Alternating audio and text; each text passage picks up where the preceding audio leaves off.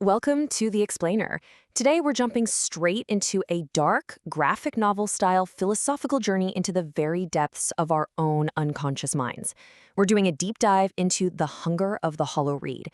Now this is a grim, gothic fable dripping with Nietzschean philosophy, and it literally forces us to confront the parts of ourselves we spent our entire lives trying to lock away.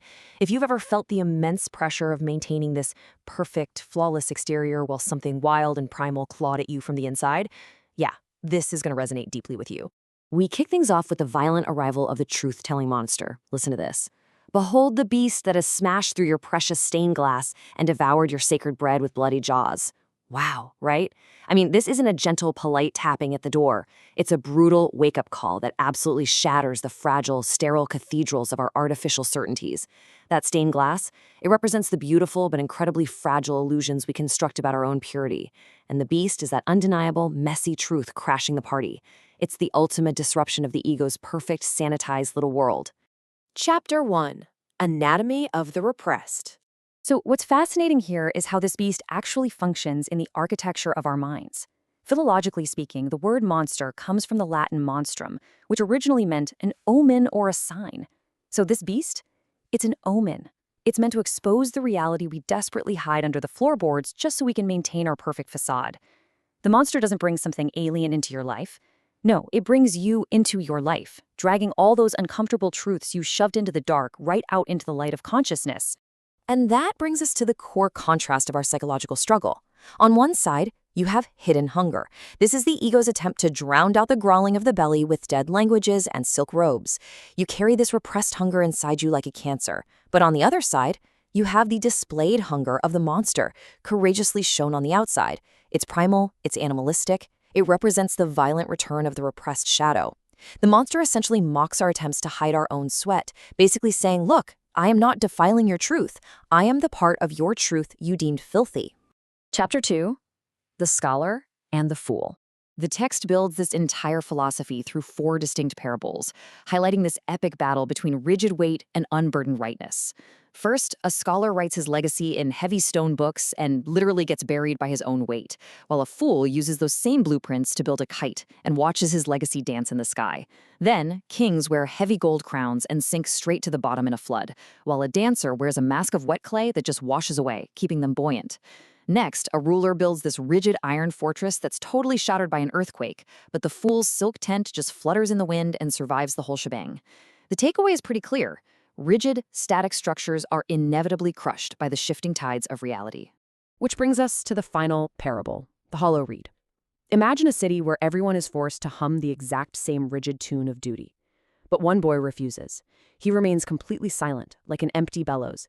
And when the great wind of life finally blows through, the citizens with their rigid voices, they crack under the immense pressure. But the boy? By remaining empty and open, he allowed the wind to blow right through him. He became a flute, achieving true psychic vitality by playing a melody of the unconscious that no one had ever dared to hear. Chapter 3. Faust versus the Wind. These parables really force us to step back and ask why. Why do we so desperately clench existence into a sterile laboratory? Well, it's a deeply Nietzschean contrast. On one side, we have Faust, representing the fist of control. This is our obsession with absolute sovereignty, perfect data, and building static monuments to ourselves. We kind of trick ourselves into thinking this control liberates us, but honestly, it's just a defensive reflex against Vilbeel, the wind of life. Vilbeel is the messy pulse of being. When you try to perfectly control a living thing, you don't save it. You actually just kill it and stuff it. And if you choose Faust over the wind and go down this path of absolute sovereignty and the endless accumulation of perfect data, you aren't achieving perfection. You're actually dooming yourself to what the text brilliantly calls digital decay and psychic death. You construct these massive, static monuments to your own intellect, but you lose your humanity in the process. You end up becoming nothing more than the most expensive clock in an empty room. Sure, you're ticking away perfectly, flawlessly, but you are entirely devoid of life. Chapter 4. The Law of Proportional Depth. Thankfully, there is an inescapable psychological law that can prevent this digital decay. Sovereignty and dirt are strictly proportional. What does that actually mean? Well, it means that the higher your palace of mirrors attempts to climb into the sky, the more enlightened and controlled you try to become, the deeper its foundations absolutely must plunge into the dirt of the primal unconscious. You cannot build a tower to the heavens on a foundation of sanitized tile. To deny the mud, the shadow, and your animalistic instincts is to guarantee your pristine tower will eventually collapse under its own weight. Chapter 5: Banquet of the Unconscious. So how do we actually integrate these darkest truths so our tower doesn't fall? It requires total, radical shadow integration to reach the sanctuary of reality.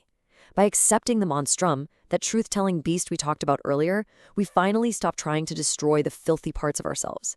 In the lore of the text, this integration is beautifully symbolized by the monster providing sanctuary for the ugliest man, inviting him to sit at the banquet of reality. This banquet shatters the artificial dogmas of the high priests. It celebrates the messy, vital, complete human experience, dirt, sweat, and all.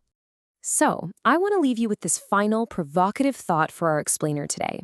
Will you continue to act the scholar? Are you going to keep clenching your fist, building static, heavy monuments of iron and stone, just to hide your own sweat and fear of the unpredictable? Or will you have the courage to become the hollow reed?